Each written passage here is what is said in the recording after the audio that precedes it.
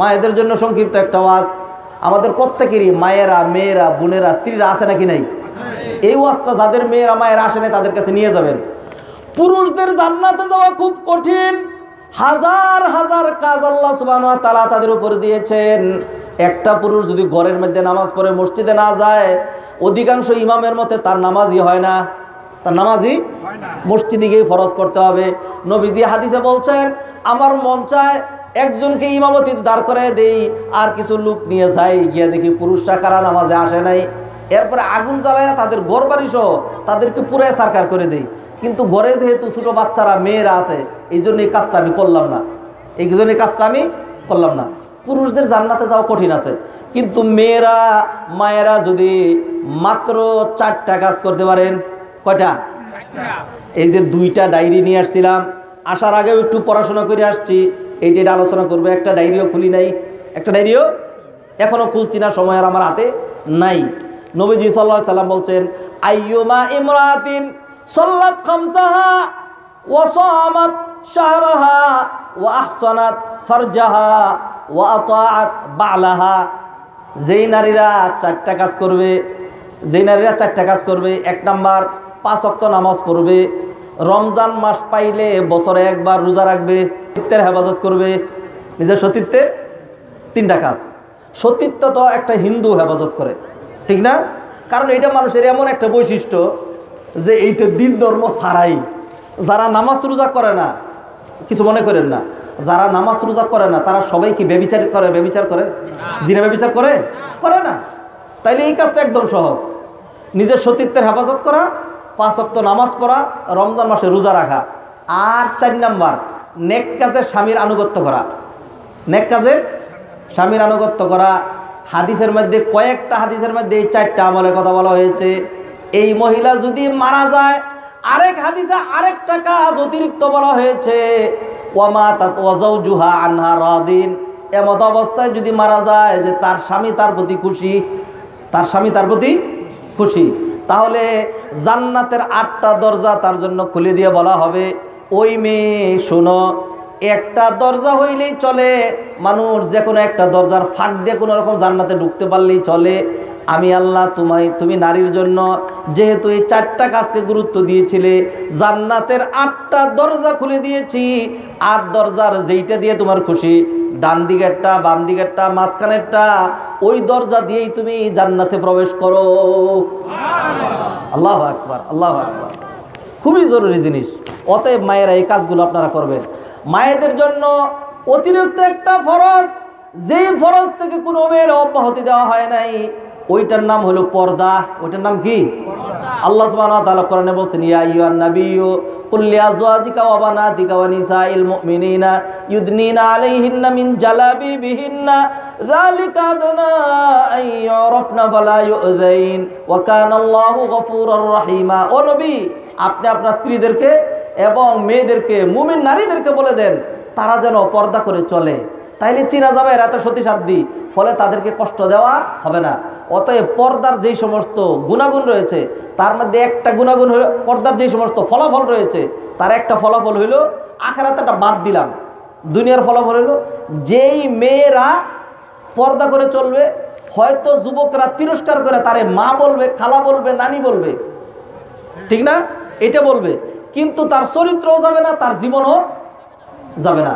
আজকে যারা আপা হয়, আজকে যারা পর্দা না করে যুবকদের গায়ে, যুবকদের মনের ভিতর সুরসুরি দেয়, সুরসুরি দিতে দিতে একটা পর্যায়ে এরপরে মেয়ের চরিত্রও যায়, জীবনও যায়, আমও যায়, সালাও যায়। যায় না কি যায় না?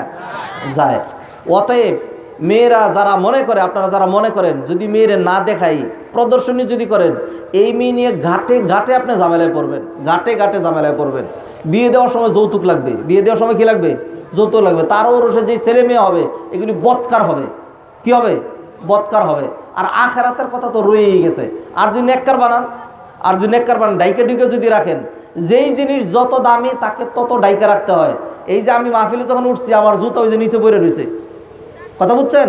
জুতা নিচে পড়ে রয়েছে। বাসায় যখন যাবেন জুতা দরজার সামনে থাকে, আর গলার হার, কানের দুল, ঠিক না, এইগুলি আলমারি খুইলে আবার সিন্দুকের ভিতরে সেখানে তালা দিয়ে রাখে, ঠিক কিনা? পুরুষ মানুষ, আমরা পুরুষ মানুষ কি আসে যায়, কে চর দিল কে ঘুষি দিল কিচ্ছু আসে যায় না, কিন্তু নারীদের ইজ্জত পুরুষের মতো নাকি তার চেয়েও বেশি। এই জন্য নারীদেরকে ডাইকে রাখতে হয়, নারীদেরকে ডাইকে রাখতে হয়। যত জিনিস যত দামি ওইটাকে তত ঢেকে রাখার নিয়ম, তত যত্নে রাখতে হয়। বাইরে যদি তাকে ময়লা লাগবে, শেষ হয়ে যাবে। সত্য উদাহরণ দিই, একটা গাড়ির চাকার মধ্যে দুইটা অংশ আছে, একটা হলো টায়ার আর একটা হলো টিউব। টায়ারের মধ্যে কাঁচ ভাঙ্গা, পাথর, ইট, ময়লা, আবর্জনা, গোবর সব লাগে, লাগে না? টিউব টায়ারের ভিতরে আছে, ভালো আছে না খারাপ আছে? যদি টিউব বলে এত জালেম তোরা, দুনিয়ার সব মজা তোরা দেখলি, আমার ভিতরে আটকে রাখলি, এই বলে যদি টিউব যদি টায়ারের জায়গায় চলে আসে, টিউব যদি টায়ারের জায়গায় চলে আসে, চলবে তো নাকি? চলবে? চলবে না ভাইজান, চলবে না। এই জন্য যার যার জায়গায় তারা রাখেন। টুপি মাথায় থাকুক, টুপি পায়ে লাগানোর দরকার, জুতা পায়ের নিচেই থাকুক, এটাকে মাথার উপরে উঠানোর দরকার। মায়েদেরকে নবীজি সাল্লাল্লাহু আলাইহি ওয়াসাল্লাম আল্লাহ সুবহানাহু ওয়া তাআলা যেই মর্যাদা দিয়েছেন, এই মর্যাদা থেকে তাদেরকে নিচে নামানোর কোনো দরকার নেই। অতএব কেউ যদি মনে করেন বাজারে কলা নিয়ে গেছেন, একজন কলা তো সিলেই খাবে, এরকম সিলাই যদি রাখেন, এরপরে দুলা পড়বে, মাছি পড়বে, এরপরে কেউ আর আপনার কলা কিনে নিবে না, কারণ সে জানে এই কলা খাইলে কি হবে, পেটে কলেরা হয়ে মারা যাবে। এরপরে বলে ভাই কলা নেন, কলা নেন, কয় না না এই কলা নিব না। যদি কলা নেন তাহলে প্রতি কলার জন্য 1 টাকা করে দিব।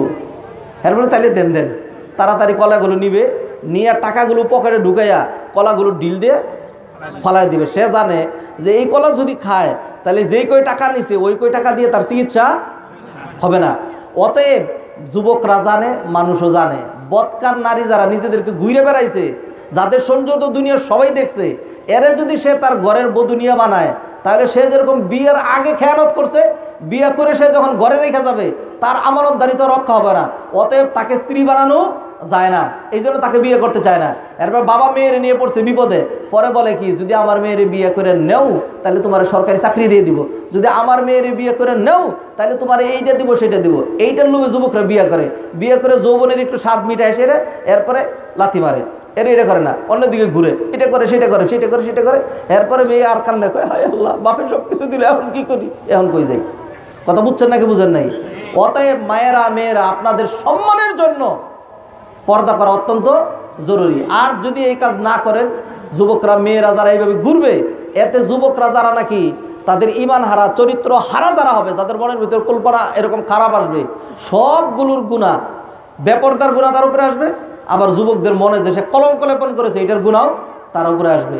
এই জন্য বাবা মা দায়ী হবে নাকি হবে না? বাবা মা দায়ী হবে। অতএব মেয়েদেরকে পর্দা করানোর দরকার আছে নাকি নেই? দরকার আছে। সম্মানিত ভাইয়েরা, খালি একটা জিনিস বুঝছেন, ও মায়েরা মেয়েরা, একটা ছোট্ট উদাহরণ দিই।